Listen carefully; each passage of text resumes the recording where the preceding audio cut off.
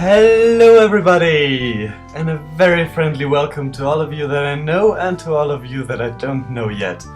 I'm John Zoidberg 1417. I'm going to play Betrayal at Krondor. And if you want, you can keep me company while I do that. I don't want to make a big fuss about that. I don't want to yammer on too long. Just a few words about the game. It's from 1993, as you can see, and it's considered by many a classic, so to speak, and in my eyes they are right, those of them that do, people that call it a classic.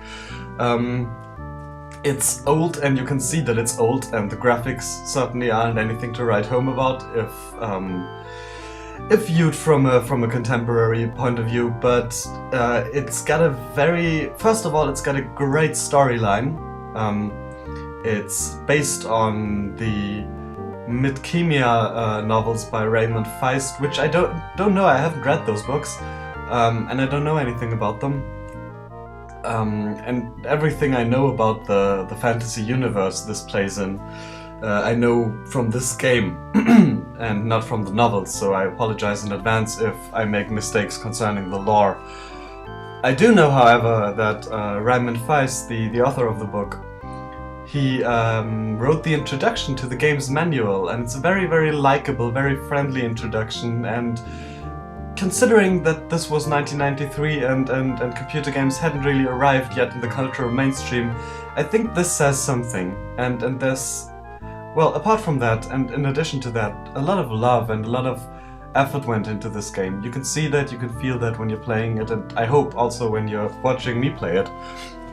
And it's just got a great storyline. It's a very, very narrative-heavy game, which doesn't mean that it's too much text, not at all. It's got a very straight story, very linear, but at no point do you have the feeling that things just happen no matter what you do. You do have influence on how this plays out, and it still manages to be a very stable and very, very,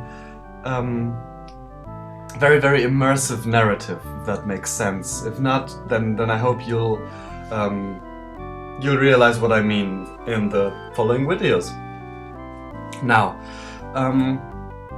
I have played this game, obviously, but it's a long time ago that I did that, and I never played it through. I think I played about half of it. It's got, I don't know, 7 chapters? I may be wrong about this. I think I played half of it, and the reason that I didn't continue those times weren't that I didn't like it anymore. It was just that I managed to get myself in pretty, well, uncomfortable situations, so to speak. Because this game can be brutal and pretty unforgiving. And it wasn't that I'd hit dead ends, if I remember correctly, but I felt that I could do better, and I kept on restarting it, and I think I played the first part of the game like 3 times, and for some reason I didn't come back to it for a while, until somebody on the Voltron Army forums mentioned, and this was months ago, at least half a year, that, probably even longer, people were just talking about what games they'd like to see LPs of, and then somebody mentioned that he'd like to see a Voltronite play Betrayal at Krondor. And I haven't checked if there are LPs of this on YouTube. I'm fairly certain that there are, and probably even by people from the Voltron Army by now, but it kind of stuck with me, and yeah, the last couple of days I really just felt like playing it again, and I thought, why not share it with you? Because a lot of you guys have told me that you like seeing me play those old games, and well, I like playing them myself, and this is a gem. Not only is it good from a storytelling point of view, it's also got a great game mechanic, I think. Not just for games of its time, but really enjoyable and fun to play. And also, and you're just going to have to trust me on this, but you're going to see for yourself pretty soon, it can be hilarious. This game can come up with situations that are just, well, really bizarre and funny, and it's unforgiving, as I said, and I'm going to make a lot of mistakes because it's been a long while. So I'm going to manage to get myself into even more of those situations, and we can all laugh at me while I do that. I'm going to do it myself, because, hey, if nothing else works, you can still laugh at yourself and have a good time, right? Now, I'm gonna start a new game. Before I do that, is there anything I wanted to add? Yes, just one more thing. I'm going to make longer videos of this, I think, just because I feel like it. No big reason behind it. I think about half-hour videos, something like that. It's pretty much what I'm going for here. And I'm not going to upload them regularly. You're going to get videos at least once a week, I can promise that, but I can't tell you how many. It might be a bunch of 4 or 5 videos, might be 1. I don't know how much time I'm going to have to play this yet. It's going to be stable at some point, but at this point I just can't really tell. And for the same reason, I'm going to have a huge buffer on this. By the time you see this and hear me talking from the past, it's going to be... I want to have like at least 10 videos recorded or something like that. At least a lot before I upload, because I just don't want to break this off right after I've started it.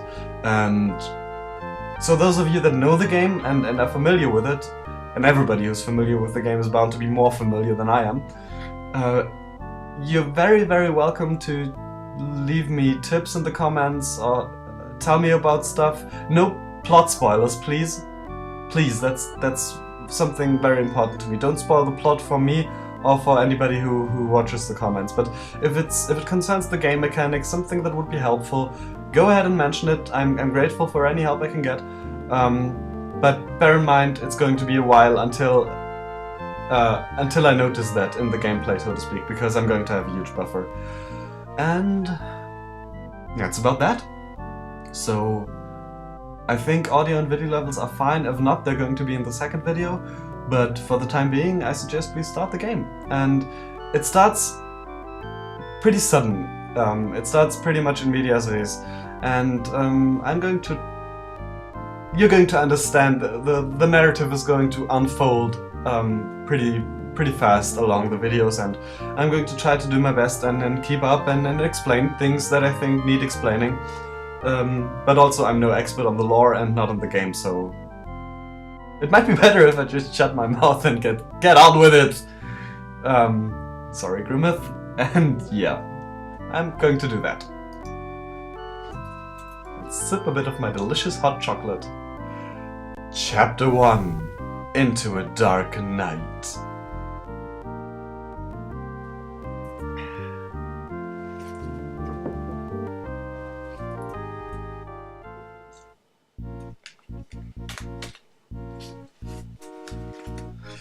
I'm going to need a cigarette for that, I believe.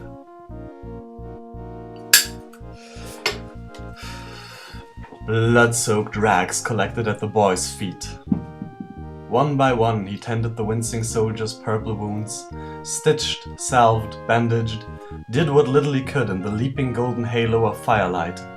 Fortunately for his roadside patient, he could do more than most.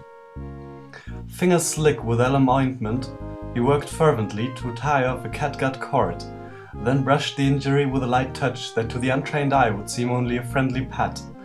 Others would recognize the telltale hand gesture as a magical ward against infection. Done, Owyn sighed, wiping his hand in a rust-colored cloth. No guarantees though. The stitches may hold all the way to Lamut, and then again. Push too hard and you could be bleeding like a stuck pig on Midsummer's. You did fine, Seigneur Locklear replied, smiling approval before rolling down his sleeve. It'll scar, but it's good for a noble's reputation. Lets the kingdom folk know he isn't resting on his laurels and it's impressing the ladies. I'll be sure to look you up in Tyburn if I ever need stitching up again. The boy accepted the compliment with a humble nod while he packaged away the rest of his medical supplies, his thoughts focused instead on the third man who slumped in the shadows across from them. Despite the manacles that bound the stranger's hand and the distance that separated them, the boy felt dreadfully exposed, his avenues of escape limited, should Locklear's elven-looking prisoner decide to liberate himself. "What did he do?" Owyn whispered, jerking his head towards the man. "Gorath. Let's just say that he had the disadvantage of being at the wrong place at the wrong time," Locklear said cautiously. He snatched a greenish apple out of his knapsack, offering one to Owyn. "I have to take him to Krondor." "Did he kill someone?" Owyn asked. "No. He attacked you." The seigneur wiped away apple juice from his mouth, shook his head. No, not exactly." "Well, who cut you up then?" Before Locklear could reply,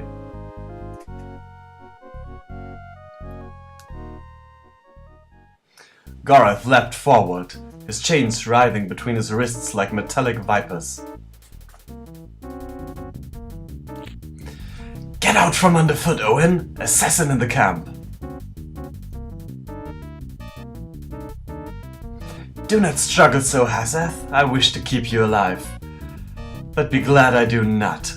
The goddess of death will show you greater mercy."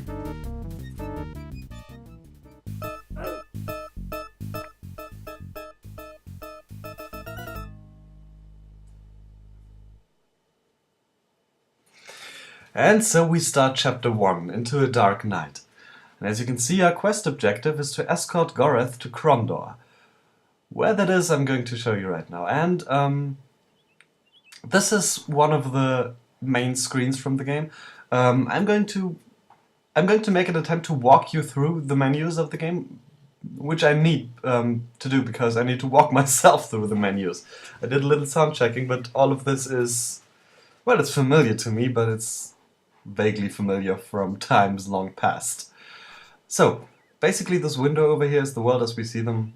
Not much graphic to look at, but believe me, you'll get used to it, and it's got more detail than you'd think. It's just that there's not much to see right now. It's just this green road here, and the mountains in the background, and the assassin that Gorath killed. Now this here, basically it's a compass, and it's how we move. I think we can also, yeah, we can also move with a keyboard, but basically you can do everything in this game by mouse, I believe. Now, this is our party. I'd probably best start with that. This is Owyn, the one who bandaged, the one on the left here, Seigneur Locklear, in the introduction. Now, Seigneur Locklear, basically, in Midkemia, which is the major nation of where this game plays, I believe, the seigneurs, basically they're knights. Like, they're of noble birth, and they're warrior caste, but the knight thing doesn't necessarily reflect on their personality. For example, Seigneur Locklear is basically a good character, but he's a gritty character as well. And they're not exactly paladins, is what I'm trying to say. More knights in a historical sense, if you know what I mean. Incidentally, we can only have 3 people in a party at a time at the most, but they are going to change.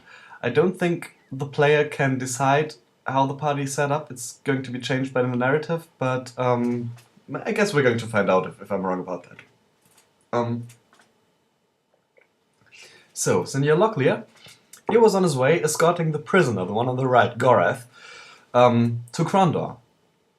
We don't know yet what Gorath has done to be a prisoner, but he is one, or was one. Now, Gorath, he's an elf. The elves in the setting, well, they are basically like, they're comparable to elves in like Dungeons and Dragons and Lord of the Rings and all those fantasy universes, but they get more of a sinister feel to them, and it's also, they're more of a tribal people. And elves, at least one kind of elves, like the Moradel, they are the main antagonists often. They are a big threat to the kingdom of Midkemia, or the realm of Midkemia. Um, Now those two were on their way to Krondor, and on the road they met Owyn, the one in the middle here. And Owyn, he's a young, um, I don't know if knave is the right word. I mean, well, he's a young noble, I think. At least he's of higher birth, but he's a mage too, a young mage. And um, let's, for the time being, check at those characters. This is like the character screen, and you can see um, their health and their stamina. Now, stamina obviously gets reduced by walking and doing stuff and getting tired and going too long without sleep. But health and stamina, they kind of mold together in the game. You're going to see what I mean. Um, for example, if he gets hit, he's going to lose his stamina first and then his health. So it's basically a double deal there. Speed and strength and all that, basically self-explanatory now. These are basically his skills. Everybody's got those skills. They're more or less good at it. Some things they can't do at all. For example, Seigneur Locklear can't do spellcasting. He's not a mage. He's never going to be, I think. And you can tag as many of those skills as you want. Now, basically, it works like in the Elder Scrolls series. If you do something, then you level up at it. If he fights with a sword in melee, he's going to get better at accuracy melee. If he shoots at somebody with a crossbow, he's going to better at accuracy crossbow. And so on. Then there's assessment and armorcraft, weaponcraft to repair stuff. There's barding, there's haggling, lockpick, scouting, and stealth. Pretty much self-explanatory. It's going to make sense as we go along. Now, you can tag some of those skills so that they level up, if you will, even faster. But at the expense of that, all the other ones level up slower. So, also, the more skills you tag, the less the effect it's going to have on the tagged skills. Don't know if that made sense, but you're going to see what I mean. For example, Seigneur Locklear, he's going to be... It's helpful, obviously, that I've played the game before. But he's going to be a tank, pretty much, a melee tank. So I'm going to tag defense, and I'm going to tag accuracy in melee. Also armorcraft and weaponcraft, because somebody needs to repair that stuff. And I'm also going to tag lockpick, because believe it or not, he's our best lockpicker. And everything else wouldn't make much sense to tag it with anybody else, because for some reason he's better than the other ones, even though he's a knight. Now those are 4 tagged skills of 12 in total, so that's fine. I don't want to tag any more just now. I may, if I see that the need arises, because I can't stress that enough. I don't have a very good idea of what I'm doing here. I just know the basics. Now, can I? Oh yeah, I can. Now we're at Owyn's screen. So he's a spellcaster. He can't use a crossbow though. I don't know why. They're not horribly well complicated, but there you go. Now I can't stress enough how very, very important magic is in this game. At the very beginning, you might feel like it's just a nice gimmick to make things easier, but it's going to be absolutely invaluable in the future. And for that reason, I want 2 things. I want Owyn to get very, very good at spellcasting, obviously, because there are just some spells the game is next to impossible to beat without at some point. And I hope I can get them, because I can only learn new spells by either learning them from specific persons or by buying them. And yeah, I'm very often broke when I play this game, at least that's how I remember it. Also, I want him to be good at defense. I want nobody to get too close to him, but if they do, I want him to be able to deflect some stuff. Now, I'm also going to give him barding, because that's a way to earn some money from time to time. And haggling... No, I'm not going to give him anything else, because I want him to get really good at spellcasting. So just 3 tagged skills for him. Now Gorath, he's pretty much, from my experience, you can do a lot of things with him. He's not a spellcaster, but he's pretty versatile in other regards. Which is why I'm going to give him a lot of tagged skills. Even though that's going to slow down his general progress, but it's worth it.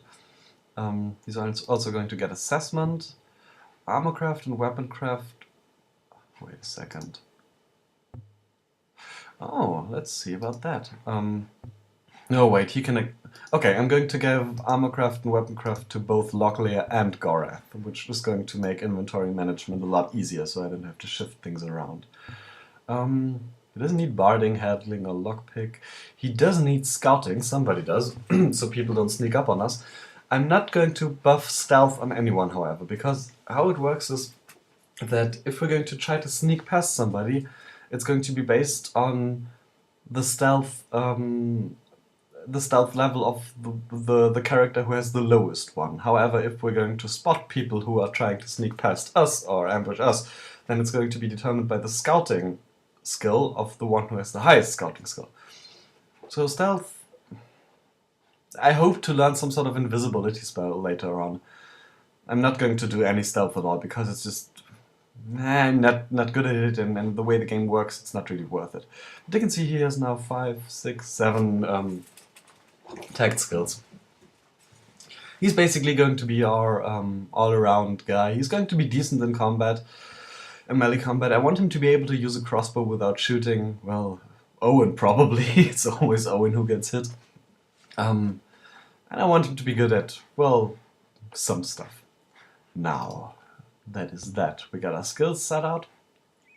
Now let's take a look at our inventory. The percentage that you see there is the condition. And I like how the game starts you off with damaged equipment, because basically they've all been on the road and they've just had a fight, so that makes sense. Now, Locklear has a broadsword and some... what is that? Standard kingdom armor in very, very used condition. He also has some rations and some... what's that called? Restoratives, yeah. That's basically... basically healing potions. Owyn's got his staff and no armor, and he can wear armor even though he's a mage. That's no problem in this game. He's got a torch, some herbs, I think, herbal pack, yeah, which is to treat sickness. People do get sick, and it's horrible when they do. People can also die. I don't think there's permanent death, but death is a serious thing you're going to see. Yeah, people get sick, people starve to death, people get killed, and it's just... yeah, you're going to see. And Gorath, he has a broadsword, some standard kingdom armor, also some restoratives, also 10 of them, which is good, and some rations. Because yeah, every time you rest, everybody eats 1 pack of rations. So you can heal up by resting, but you're also going to get low on rations at some point if you don't get new ones or have money to buy new ones. So there are situations in the game where you're basically between the decision of starving to death or bleeding to death. And really, it doesn't matter what you do, you lose. We're going to see. Oh yeah, and you also saw that we... wait a second, I'm going to show you that. Oh. Exit. It's going to take me a while to get reaccustomed to the controls and everything. Now we got 14 sovereigns, I think that is, and 3 royals, which isn't a lot of money at all. But I hope we can find or make some, or maybe steal it from people we've killed. Now this here is the campfire menu, and you can see the stats of everybody and how many rations they have. You can see what time it is, and you can select how long you want to rest. By the way, there is a day and night cycle, as you can see, and it's recommendable to travel during the day, because in the night you need torches, which are also sometimes hard to come by. Because otherwise you can't see a damn thing, and also it's way easier for enemies to sneak up on you, so it's better to rest at night and walk at day, just as God intended. This here is the map, and we got 2 sorts of maps. We got this one, which is basically the surroundings map. This little red triangle, this is us, And we can use this map to move around, but I wouldn't recommend it because you can't see enemies, so you can just walk right into an ambush, and you can see little treasures and secrets that are in the world. So basically, this is the map you're going to use if you want to just travel from A to B very, very fast, and you're not afraid of anything in between. It's going to be easy. It's easier to use in that case, but I'm not going to use it too much, I think. Well, we'll see. And then there's the world map. We're over here, right between Yebon and Lamut, which Owyn talked about before. It's probably going to be our next stop, Lamut. And what's that? Caldera. The map's huge. This is a pretty big world, actually. And there may be places we never visit, because although the story is linear, you got pretty much free reign between the chapters. Where we need to go is down here, Krondor, which is, I think, the capital of Midkemia. I think. Because we need to bring Gorath there for a reason we don't yet know. And it looks like a pretty short way, just along the coast here. But first of all, it's not. There's going to be stuff happening in between a lot. It's going to take a while to get to Krondor. And also, well, there's different paths. We could go we could backtrack to Yavon, via L'Oreal, and then to Hawk's Hollow, and then along the forest here. Or any combination of paths. But what I'm going to do is I'm going to take it slow, because that's another thing that helps if you've already played the game. Once you arrive at Krondor, this is the end of Chapter 1. Which is good, because the plot progresses. But on the other hand, it's very good to gain a lot of experience, so to speak, or to skill up as much as possible. And gain money and items and stuff while you're in the first chapter, because the second chapter is where it's going to start to kick you pretty little behind. Trust me, I've learned the hard way. This game is going to be brutal, and it's going to be brutal before too, very soon. But I will try to get myself in a comfortable position before the game progresses and then gets really hard. Because once you get into the eastern regions here, yeah, Sethanon. I don't know. For some reason, I know something horrible's near here. And then there's Sloop. There's something horrible here as well. And obviously, I don't know, after the third chapter or fourth, I don't know where the game is going to send me, because I've only played half of it, but at one point we're going to be in every region, I believe, and here, like this southeastern part, this is where it gets really hairy in my experience. If you don't have money and equipment and provisions and everything, then you're just toast, I guess. So I'm going to take my time in the first chapter and then pretty much explore most of this area here, I think. Maybe even parts of the woods, although they are dangerous too. Just until I feel like getting on with it. So yeah, that's that menu. And, main. Then there's... I don't know what that is. Oh, that's the save, okay. Basically it's got a quick save function. And this is the main menu, which I don't know why I showcase it, because you all know what a main menu is. And this is the spell menu. Owyn spells, and so far... Oh yeah, great. He only starts off with one spell.